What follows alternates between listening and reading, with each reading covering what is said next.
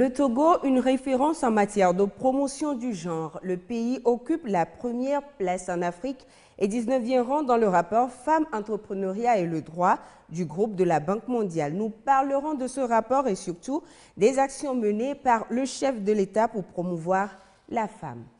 L'OTR, l'Office togolais des recettes, entend mobiliser 1000 milliards de francs CFA pour contribuer à l'essor de l'économie togolaise. Et depuis bientôt 10 ans, l'institution s'est engagée à l'élargissement de l'assiette fiscale. Elles sont à l'honneur en ce mois de mars. Braves créatures elles sont, ces femmes dans tout secteur d'activité. Ce soir, nous allons encore les voir rompues à la tâche pour leur autonomisation et leur apport à la stabilité et à l'économie nationale. C'était le sommaire. Madame, Monsieur, bonsoir. Ravi de vous retrouver encore ce soir pour ce nouveau numéro du magazine économique. Le Togo, premier en Afrique dans le rapport Les femmes, l'entrepreneuriat et le droit 2024, avec 97,5 points. C'est le résultat fourni par la Banque mondiale en date du 5 mars 2024 et c'est à juste titre au vu des différentes initiatives prises non seulement pour l'autonomisation des femmes, mais surtout pour la promotion du genre. Les détails avec Ulrich Amega. Le rapport sur les femmes, l'entreprise et le droit rendu public est présenté ce vendredi dans la capitale togolaise, fait du Togo le premier pays sur les 53 africains et le 19e au niveau mondial sur 190 pays. Le pays s'en sort avec un total de 97,5 points sur 100, dépassant largement la moyenne de l'Afrique, soit 74 sur 100. Le pays confirme ainsi ses efforts en matière d'élimination des obstacles juridiques et réglementaires à l'emploi et à l'entrepreneuriat des femmes. L'exemple du Togo est remarquable. Ici, nous voyons l'évolution du Togo sur l'indice des femmes, l'entreprise et le droit au cours des 50 dernières années. La ligne jaune montre l'évolution du score pour le Togo, tandis que la ligne rouge montre la moyenne mondiale, la ligne bleue, la moyenne régionale et la ligne verte, la moyenne de l'Afrique de l'Ouest. En 1970, le Togo a obtenu un score de 25,6 et aujourd'hui, son score s'est élevé à 98. Cela est dû aux réformes importantes depuis l'année 2006, en particulier les avancées récentes issues des réformes déjà mentionnées de novembre 2022, modifiant le Code des personnes de la famille, le Code pénal et le Code du travail, ont apporté des améliorations et changements majeurs qui ont permis au Togo de recueillir le score le plus élevé parmi les économies de l'Afrique subsaharienne étudiées dans notre nouveau rapport, faisant un bond de 15,6 points par rapport à l'année dernière. Un avenir prometteur se profile donc, offrant aux femmes togolaises la perspective d'une pleine autonomisation. Les succès des projets et programmes ainsi que des mesures prises témoignent de manière éloquente de l'efficacité de la politique d'inclusion et de promotion du genre au Togo.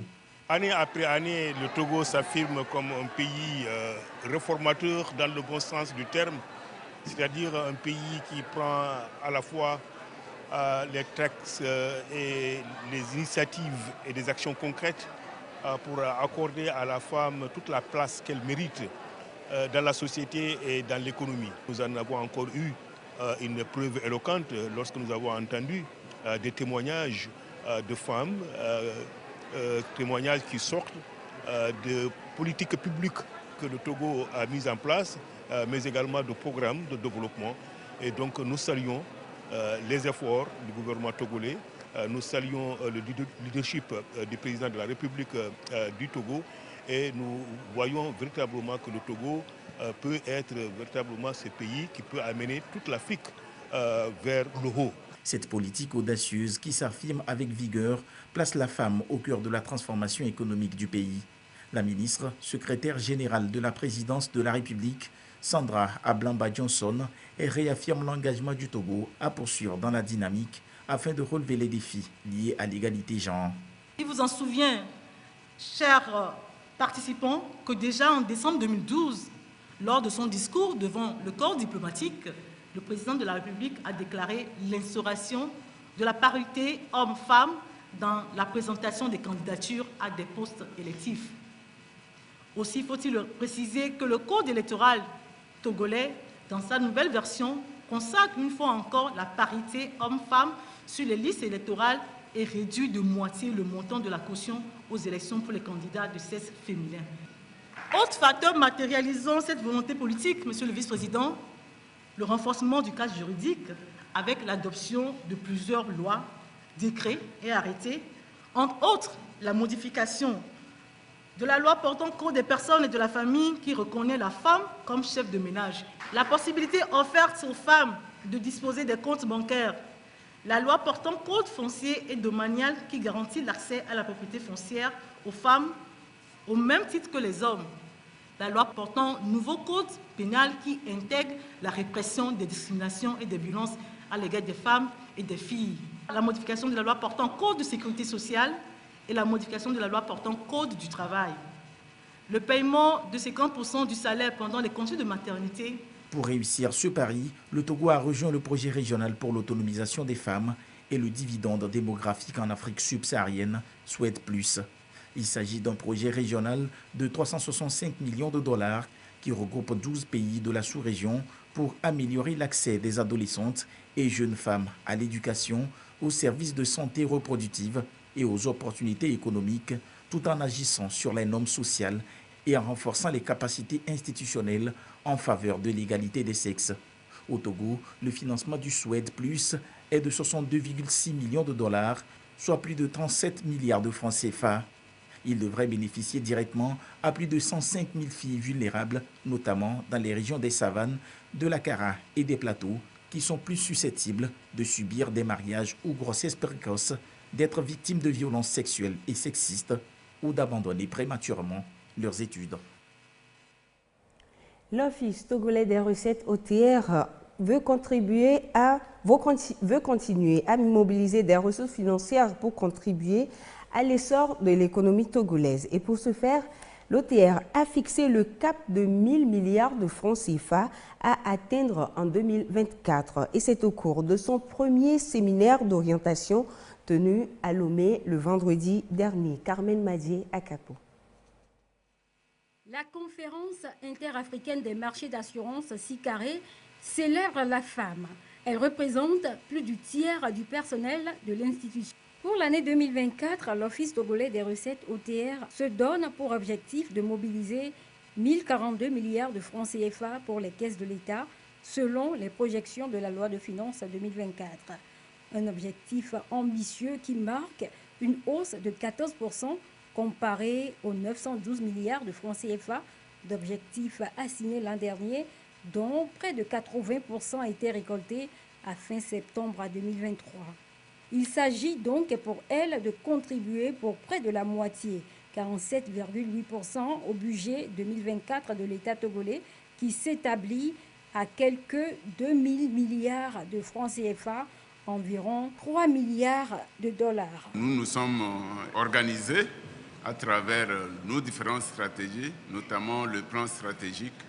Et aujourd'hui encore, nous nous sommes mobilisés afin d'atteindre ces objectifs, notamment l'effort de chacun d'entre nous en se concentrant sur l'essentiel, c'est-à-dire mettre au centre le contribuable par tous les mécanismes qui lui permettent de s'acquitter facilement aux impôts, notamment la digitalisation, l'accueil, l'approchement des services aux contribuables, l'élargissement de l'assiette fiscale pour amoindrir la charge à d'autres, aux grandes entreprises, pour que chaque contribuable, chaque Togolais, chaque Togolaise puisse contribuer à son juste effort à ce besoin national d'une façon globale pour pouvoir atteindre ces objectifs. Les prélèvements de l'OTR auprès des contribuables iront appuyer le budget général en termes de recettes budgétaires.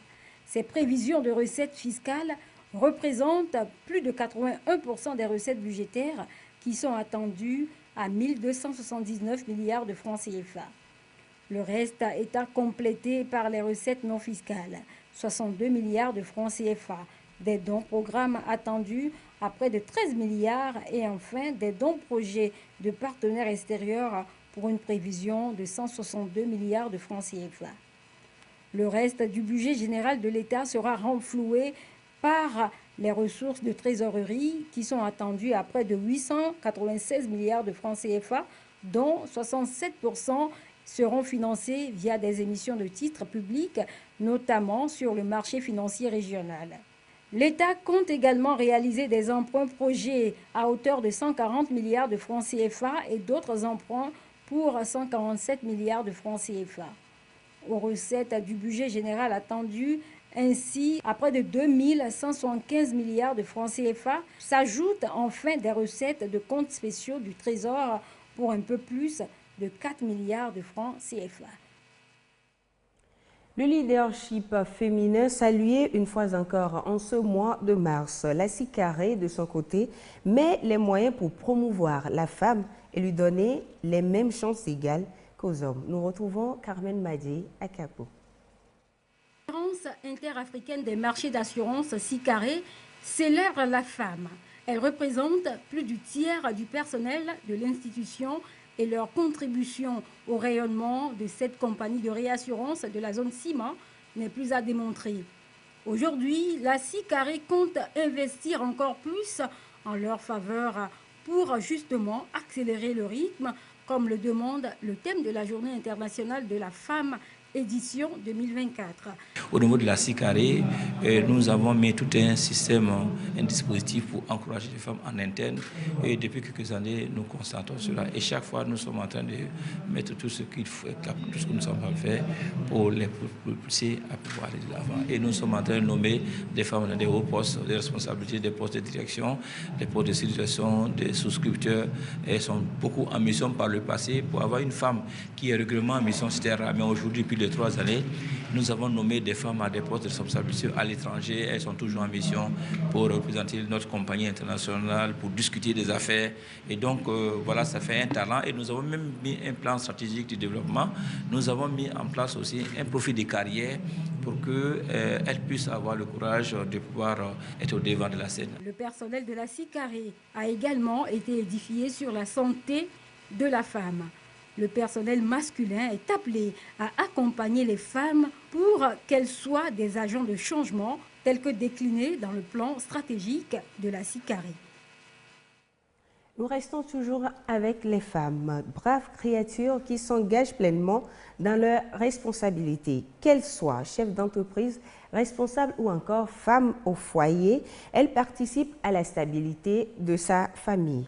Quelle est alors sa partition et en quoi la femme participe au maintien du foyer? Les éléments de réponse avec Nicole Attila avec la voix de Yasmine Kodia. Il est 9 heures. C'est le moment pour Madame Guisson de se rendre au boulot. Mais bien avant, quelques derniers ajustements pour rendre le salon propre après le petit déjeuner de la famille. La femme a un rôle capital dans la gestion du foyer. Elle consacre son temps pour le bien-être du foyer. La femme est une éducatrice. Elle est une enseignante. En dépit des professeurs ou maîtres d'école, c'est la femme qui suit les enfants. Elle est une soignante et ça nous arrive de sacrifier nos boulots pour consacrer plus de temps au foyer. Femmes, être aux 1000 bras. Au quotidien, on les retrouve dans tous les secteurs, au coin de la rue avec les marchandises, dans les marchés près des étalages, dans les ménages et au bureau, entre autres. Déterminées, elles sont prêtes à tout donner pour la stabilité de leur foyer.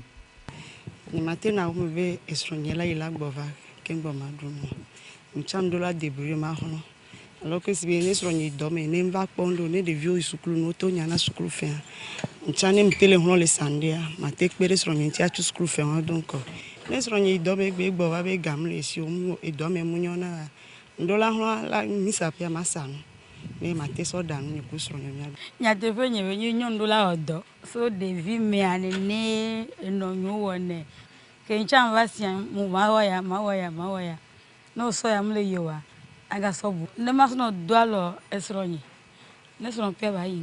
Quel que soit son rang social, la femme reste le principal pilier du foyer.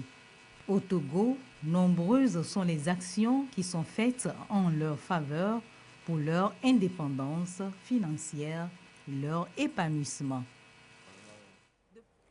Ils sont nombreux, ces jeunes qui se lancent aujourd'hui dans l'entrepreneuriat. Malgré les difficultés, ils se battent pour voir le bout du tunnel. C'est le cas de Anicette, qui, par son amour pour les accessoires, s'est lancée dans la confection des accessoires pour cheveux dénommés Ferry Boni.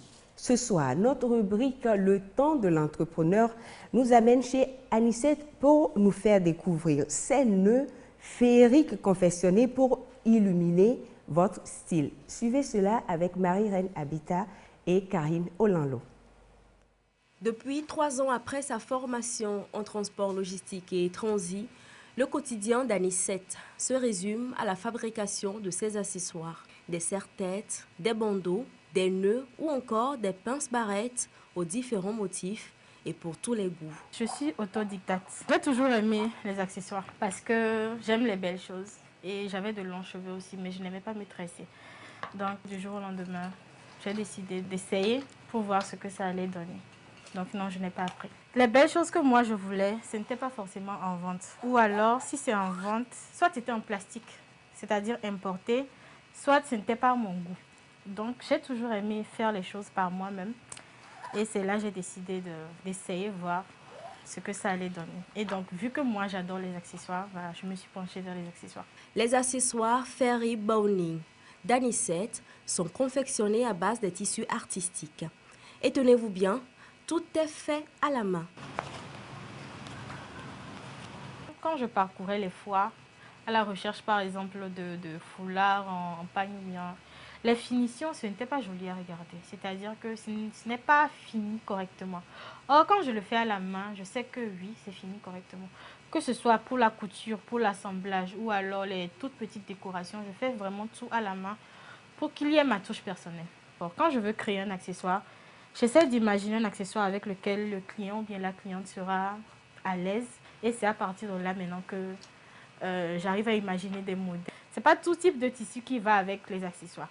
Donc, voir certains types de tissus, par exemple, je vais voir un tissu avec des fleurs dedans. Je vais me dire, ah, ça sera joli, en bandeau, par exemple. La jeune dame allie qualité et style pour captiver ses clients, qu'ils soient au Togo ou ailleurs. La commande que je viens de recevoir, comme d'habitude, c'est ce que j'ai commandé et c'est ce que j'ai eu. C'est même des articles d'elle que j'ai sur moi, les boucles d'oreilles, vous voyez. Et puis le scrunchie. Donc, le truc qui me plaît avec Ferry Boni, c'est que quand vous commandez quelque chose et que vous exigez des choses, vous l'avez exact. Bon, tout d'abord, j'ai connu la marque Ferry Boni sur les réseaux sociaux, qui faisait notamment les articles des femmes. Et tout le temps, dans les commentaires, je remarquais les gens qui demandaient à ce qu'on fabrique des accessoires pour hommes. Donc, j'étais agréablement surpris qu'elle a confectionné des accessoires, notamment les nœuds de papillon pour les enfants. Donc, j'étais venu commander un nœud de papillon pour mon neveu, comme son anniversaire. Anicette propose également une gamme variée de ses accessoires, aux tout petits surtout avec des packs composés de différents modèles. Je les adore. Vraiment, vraiment, je les adore jusqu'à... Je n'aime même pas laisser mes amis toucher à ça. La jeune dame est parfois confrontée à certaines difficultés. Aujourd'hui, grâce à l'appui de InnovHop, elle a bénéficié d'une formation en gestion d'entreprise, également d'un appui en matériel pour développer son initiative. Et InnovHop s'est donné pour mission de nous former. Ils ont accepté de nous acheter certains matériaux pour mieux étendre nos entreprises. Tout comme d'autres jeunes entrepreneurs togolais, Anicette s'est lancée dans l'entrepreneuriat non seulement pour subvenir à ses besoins, mais aussi pour contribuer au développement de son pays. Elle est une référence aujourd'hui en matière de fabrication de ses accessoires au Togo. Nous poursuivons avec les devises de ce mardi 12 mars 2024. Le dollar américain s'établit à 596,500 à l'achat et 603,500 à la vente. Le yen japonais, 4,045 à l'achat et 4,105 à la vente.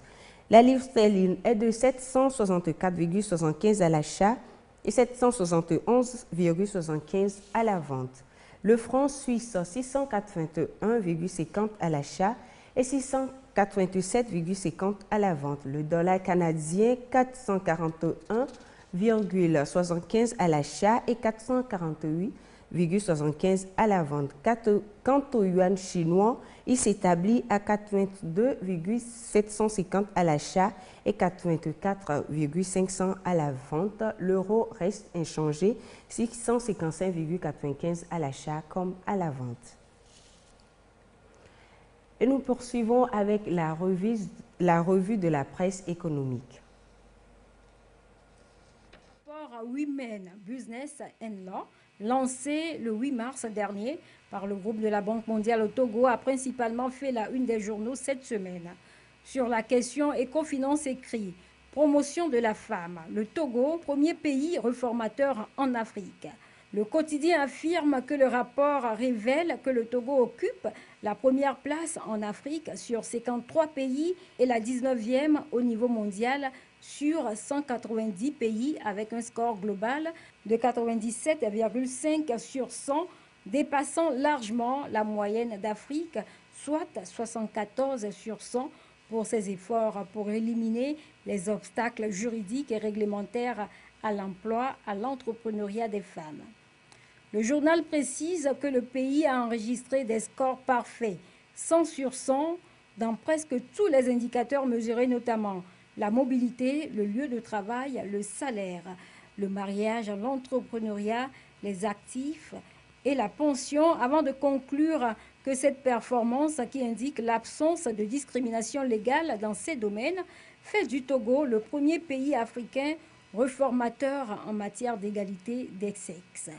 L'économiste du Togo, pour sa part, revient sur le sujet en mettant en gras dans sa manchette. Lancement à Lomé du rapport de la Banque mondiale. Femmes, entreprises et droits 2024. Le Togo consacré leader africain. Le quotidien soutient que ce nouveau sacre confirme une fois encore l'efficacité de la vision stratégique du président de la République, Faure Zimna Singbe, en matière d'inclusion sociale.